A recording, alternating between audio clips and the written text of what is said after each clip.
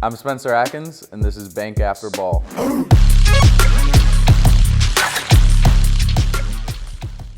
This is Bank After Ball. This show was created to talk about athletes' journeys on and off the field in the world of business, entrepreneurialism, and finance.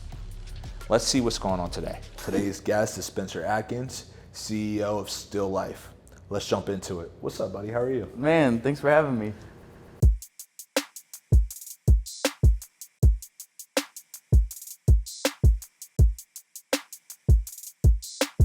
So tell me a little bit more about what you've been up to, since you left UCLA. Yeah, so I started off working in investment banking at a firm called Still Secured up in San Francisco.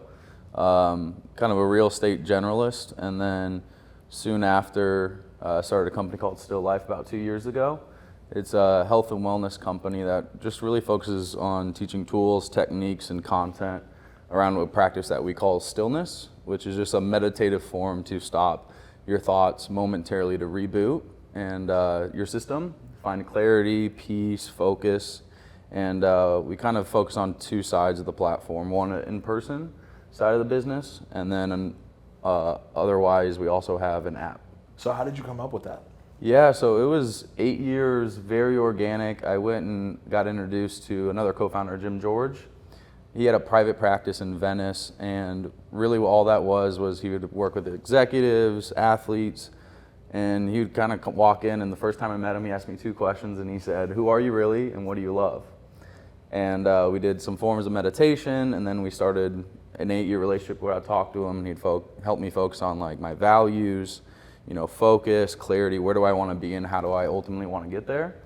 And then another co-founder, Henry Mitchell, we started running Airbnbs and just started inviting as many people as we knew to do these sessions. And then kind of the list grew too big, so we started, kind of built an actual facility for it. So where's your facility now? It's located on Atkins in Venice, California. That's obviously a big shift from football, right? Yeah. So obviously you played football at UCLA, but tell us a little bit more about how did you make that transition? I mean, obviously you talked about you went into banking and those things, but let's go back to UCLA in the sense of what were you thinking about doing when you were currently at UCLA, and like what prepared you to do what you're doing now? Absolutely. So when I was in football, that was like my singular mindset. Like, how do I optimize around being an athlete? And then we just started meeting, like being at a school like that, you just meet so many people outside of even athletics. And so I just met a ton of incredible people that were going into banking, consulting, real estate, and I took an internship at Wedgwood Incorporated with Christian Worley. Oh, okay.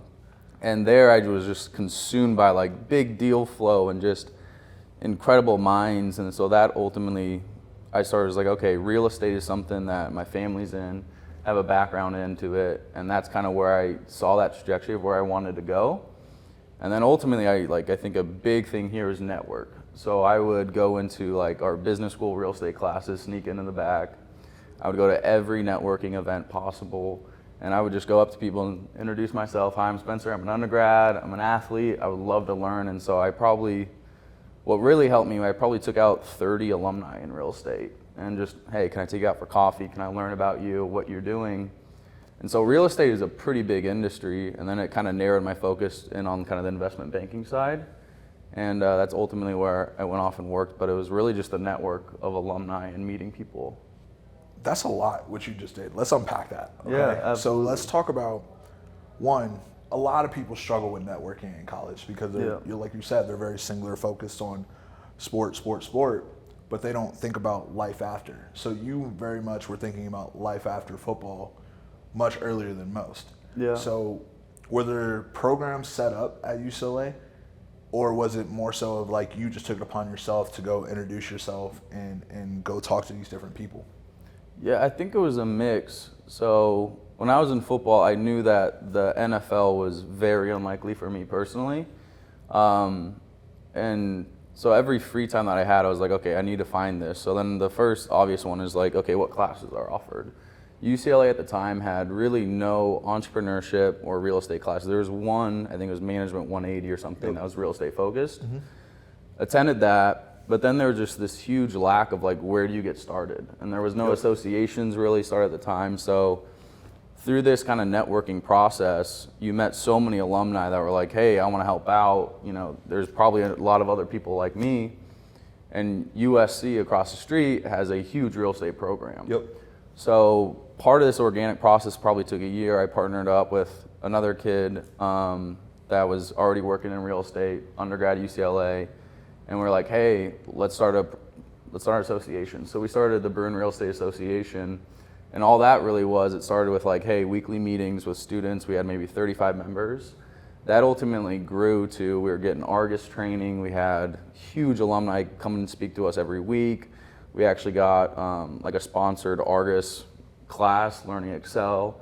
And so that was kind of like a 3-year run, and we grew it up to like over 300 members, and that's still now, I see top placements, all their updates, they're crushing it. Oh, that's awesome. I mean, you started something, you built a foundation, and now it's still going. You go back on and talk all the time? I have once so far. Okay. Yeah. Okay. So how do you go from real estate into still life, though? Yeah, so that was, again, like an organic transition. I was working up in SF, and I would fly back on LA, and we would just rent out these Airbnbs and do these like in-person sessions. And I kind of got to a certain point where, you know, kind of answering those two questions again, it's always stuck in my head, which is like, who am I really and what do I truly love? And I think that's a huge thing. The faster you can uncover that, and it can definitely change, but it'll help just give you a goal. And what kind of came to me is like mental health, like on the athlete side, student side, just being a human being, we go through hard times. And I think culturally, that was like really at the time that, you know, you'd have big influencers or athletes or even politicians be like, hey, mental health is kind of this crisis. COVID obviously accelerated that trend. So we kind of came back together. My other co-founder was at UCLA, then the Healthy Mind Lab in Washington University, and actually studying, you know, the benefits of meditation in different demographics. And he kind of came, we were just always talking, he's like, hey, you know, we can do this so much better. Like, we can bring this to a culture like us that are like a little younger and like are going through these things, and how do we make it real, something that has no dogma or doctrine or this like kind of woo-woo vibe. And then Jim George, who I said had that private practice, he's like just incredible communicator, but has been practicing this stuff for over 40 years. So the three of us kind of came together, and we started off with an in-person that we just coined an Equinox for the Mind for companies, and we'll do like community events and actually practicing these tools and techniques for people. So let's talk more about the business of still life, right? Yeah. So one, are you guys bringing in revenue? Are you guys in a round right now? How is that process? Yeah, we're closing out our round. Really, it's basically closed 99% this month. We are making revenue. Very blessed in that scenario, but we're very early on. The app's been out 5 months now, and on the physical side, we literally launched 2 weeks before COVID. So we had a full team offsite come in for a company that paid to come in, and then we had like 3 launch events, had COVID. We're like, what do we do now? And then ultimately we launched an app this March. What are some of the biggest features on there that you like and you want viewers to know? I think the biggest thing that I'm most proud about is like, we all know that feeling when we get on Netflix and we're like, what do we pick? What am I feeling? What do I want to watch? And so there was a lot of that was out there in the meditation world, which was like giant library, celebrities that were dropping music on this. So our home screen is literally just press play. We'll take care of the rest. So getting out of that choice paralysis. 3 other core features that we have. So the just press play is a 10-minute daily meditation that builds with you in a journey. And then we have a choose your state feature, which is like sleep, obviously everyone knows sleep. SOS, which is like a 5-minute powerful reboot. It's like my personal coach where it's like, hey, come back to the breath. You're good. You are not those thoughts, those distractions. And then the third one is my personal favorite, which is called go mode. And so it's really the fusion of sitting down, getting still, doing a quick meditation, but actually getting up and doing physical movement.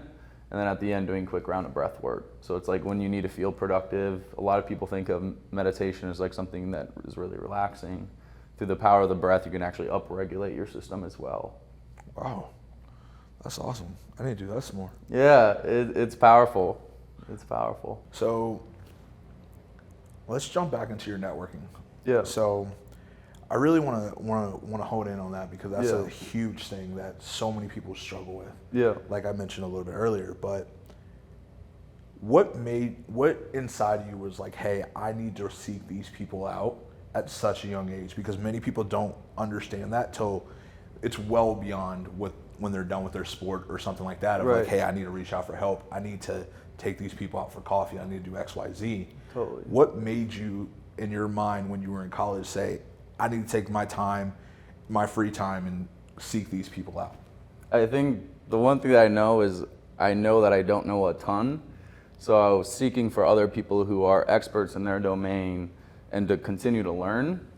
I think the second thing that I realized was being an athlete on a college campus, like a school like UCLA, you have this short period where alumni, other students, faculty are going to go out of their way to really help you out. And so you like represent something bigger. And so I think if you can take advantage of that and know that, you know, other people are going to give you a second shot, or just because you say I'm an athlete, like if you take advantage in that short time frame, like you have probably a higher probability to have a coffee, get booked, have a meeting. And so that started really early on. I knew that I wanted to get into real estate. Didn't really know much about it. Didn't even know the field. Like, you know, there's lending side, there's like the equity sales side, there's private equity within it.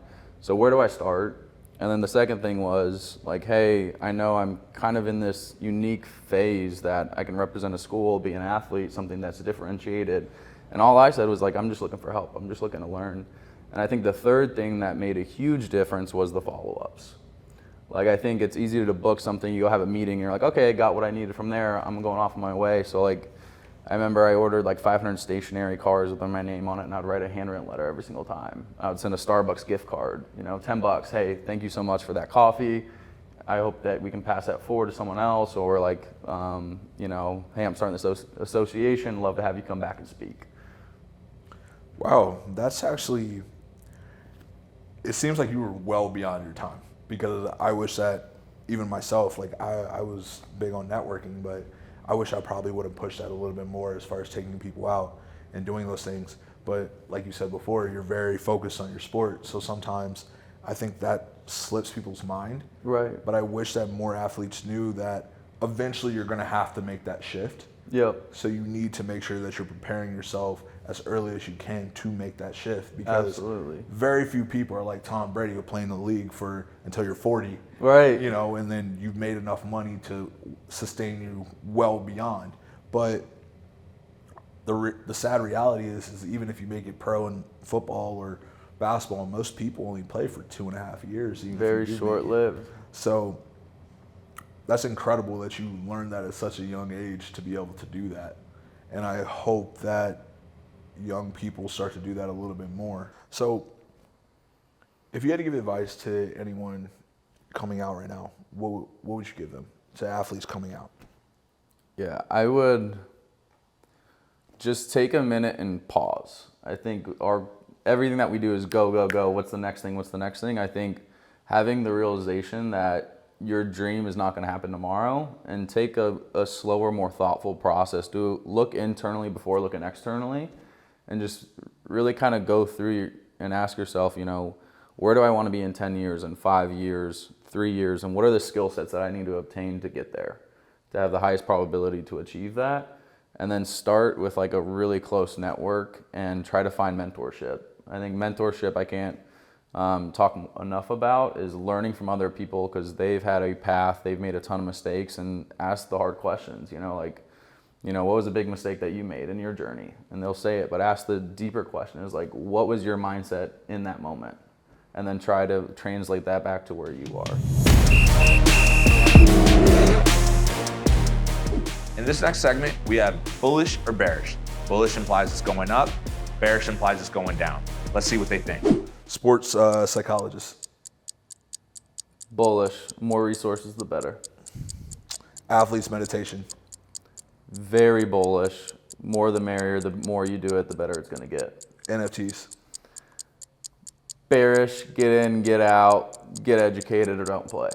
Real estate market. Bullish within the right environments and locations. Still Life app. Bullish. Try it out. Just press play. Thanks for coming out. I really appreciate it. I appreciate you. Thank you for having me. Of course. Go Bruins. Go Bruins, baby. Thanks so much for watching, guys. I will see you guys next season. Boom.